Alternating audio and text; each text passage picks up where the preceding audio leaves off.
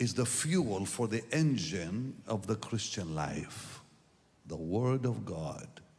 When that Word of God is in us, prayer is born. Now, is that clear? So you don't have to go listen to sermons on prayer, as much as they help. Thank God for that. Or read books on prayer. That's going to help you for a very short time. The Word. Only the Word will give you that, literally, life of prayer. And God's Word, amazingly, has a pull. It's like a magnet that pulls you in. I've read many books, Christian books. You read them one time, you're done with it. But the Bible, you're never done with it.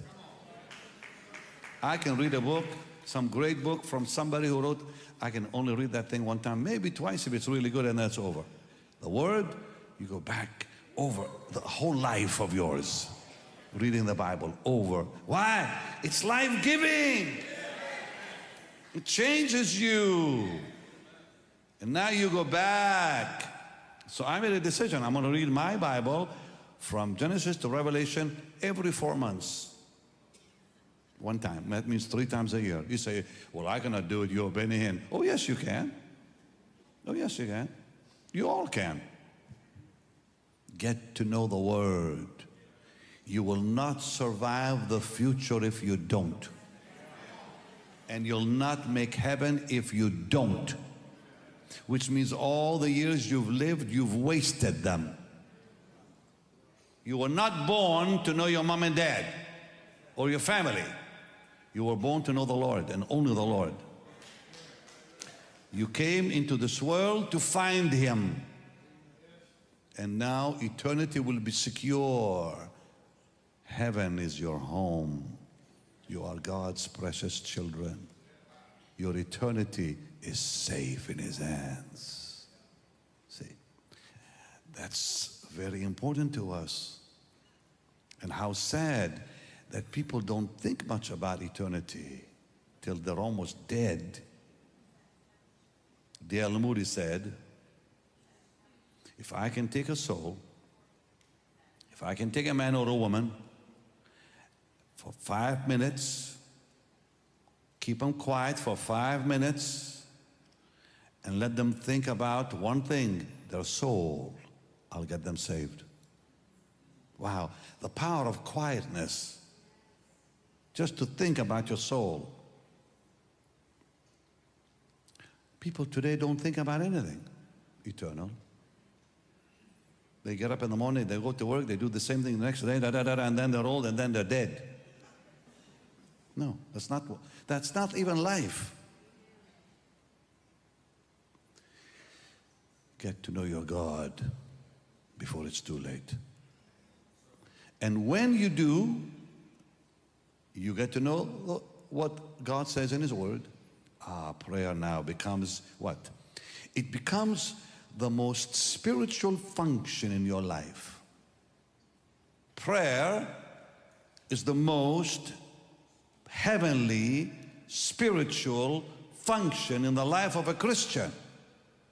Because that's what the Word of God gives you. Fellowship with God. Now listen to this. Please hear this. Say after me, Jesus is my life. Say it again. Okay, now, His life though, His life is breathed into you according to one thing, your surrender in prayer. In other words, you can say Jesus is my life all you want, but that life of Jesus flows into your being according to the time you spend in prayer. Without prayer, His life is not yours. Meaning, when I pray, I inhale His life. When I pray, I exhale my life. Can I say it again? When we pray, we exhale His life, and we inhale His life, I should say, and exhale our own life. There's an exchange of lives in prayer. So when I pray, I inhale his life. And I exhale my own life. That's prayer. That's what prayer does. And prayer, I think I'm going to get in trouble now.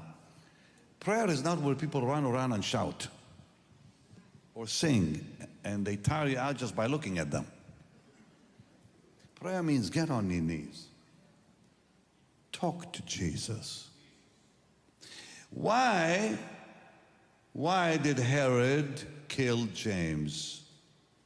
That's a very troubling question. In the book of Acts, Herod the king, a very wicked man, killed the leader of the church in the book of Acts, because that was Satan's plan, to kill the church before the church could grow. And then they woke up to reality. They said, you know what? We're not going to let you kill Peter, because you took Peter to prison to kill him. Had the devil succeeded in killing James and Peter then, possibly John, you would not be sitting here. So Satan's plan was, let's kill the apostles. Let's stop the church from even living. He succeeded with only one. And the church said, no, you won't. And what did they do? Pray. And when they prayed, because they had the word in them already, when they prayed, God rescued Peter and killed Herod. See how it turned on them, on the enemy. Peter was rescued. The church and the life of the church was rescued when those people decided, we are going to pray. Not run around and play music and look like a bunch of fools. Pray, real prayer, on your knees. And the church was rescued from Satan's plan. We need to pray again. Real prayer. All right. Now,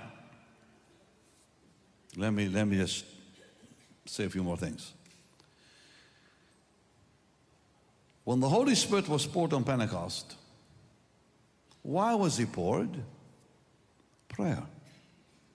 It says very clearly, these all continued to pray in Acts 1:14. They prayed, meaning that even though the work of redemption complete, it was done, complete, the Holy Spirit promised is not enough.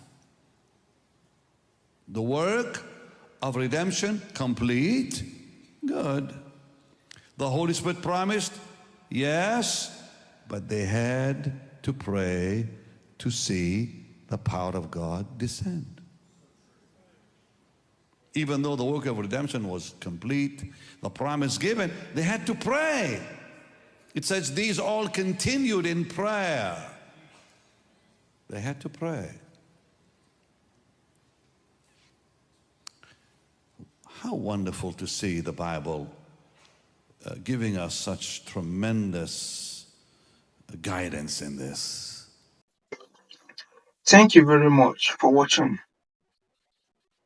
May the good Lord bless you as you have watched this video. And please, don't forget to hit the subscribe notification button to follow for more of our updates. Thank you.